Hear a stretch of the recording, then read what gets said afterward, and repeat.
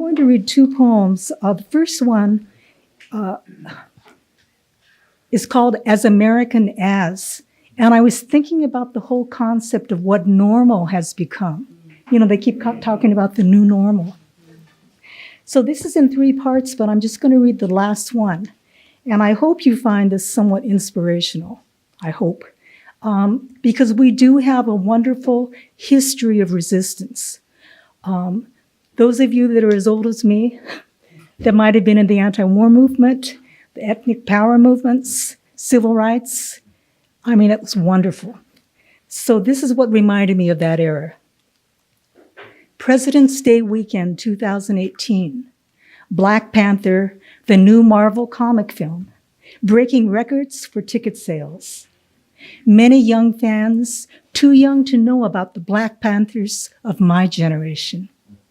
It's the same feeling of ethnic pride as 50 years ago, when Oakland Black Panthers served free breakfast to children. 268 Olympics medal winners gave the Black Power salute. And we sang with James Brown, I'm Black and I'm proud, even if we weren't Black. Revolutionary change, the new normal then, let it remain the new normal now. With Black Lives Matter, NFL players on bended knee, women's marches from coast to coast, high school students demanding anti-gun laws. 50 years ago, when Martin was killed, who could imagine we'd elect Barack Obama just 4 decades later? Hip-hop music and dance would be global staples. Claudine Rankin's Citizen, the only poetry bestseller. Superheroes are nothing new in the struggle. Only this time, a Disney movie is giving every boy and girl, young and old, that big screen sensation of fighting for justice. As normal as Rosa Parks, Malcolm X, Harriet Tubman, on and on. Let us bridge the generations and remind all who will listen that it only takes one woman sitting on a bus to inspire hundreds. One farm worker, one union activist, one parent to build a movement based on the power of the people.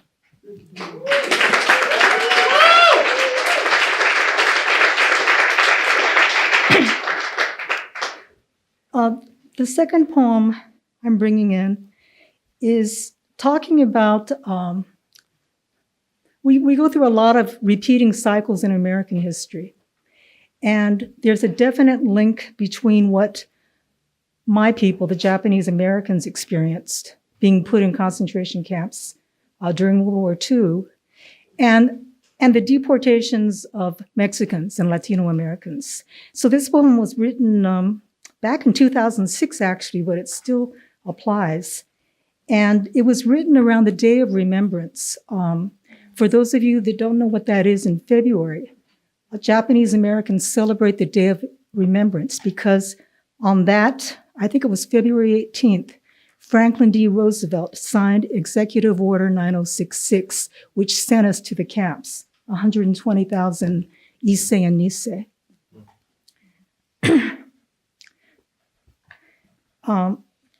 If I stumble on one of these words, please excuse me, there's a long word in here.